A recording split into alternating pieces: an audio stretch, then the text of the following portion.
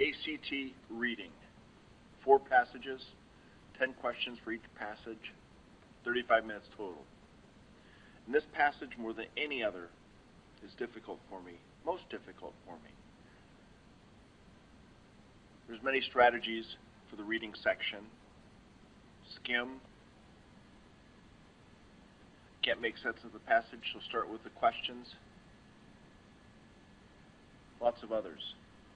I haven't found anything that works, a quick fix, except this. When I read this to yourself first of all. Take a moment, pause this, and read it all the way up to line 35, 36, 37. Assuming you paused, read, and now have come back. If you're like me, being at line 37, I really have no idea what it is that I just read.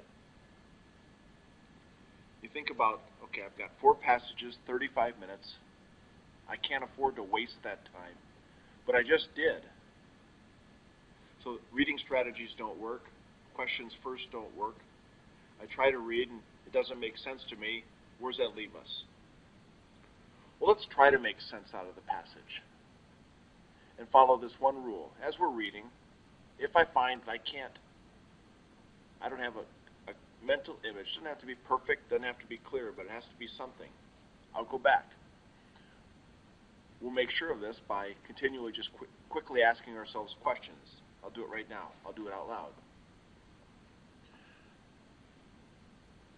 The introduction sometimes is important, sometimes not. Sometimes it provides you the narrator. Who's talking? This passage is adapted from the novel The Men of Brewster Place by Gloria Nair. Okay, nothing there. Clifford Jackson, or Abshu.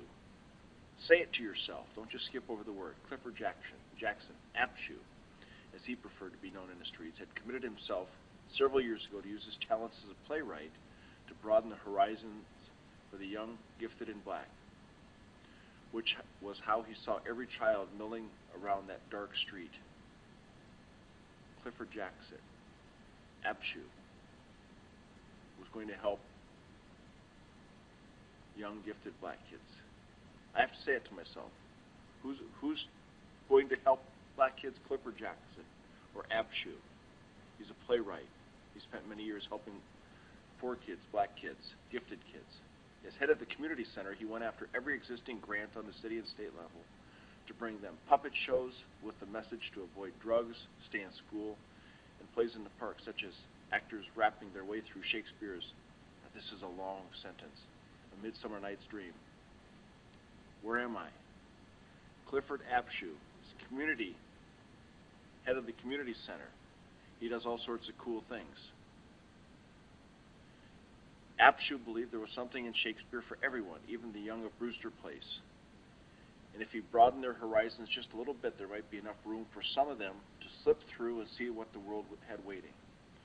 Clifford Jackson, Abshu, director of Community Center, does a lot of Shakespeare stuff to help kids, gifted kids, black kids, young kids.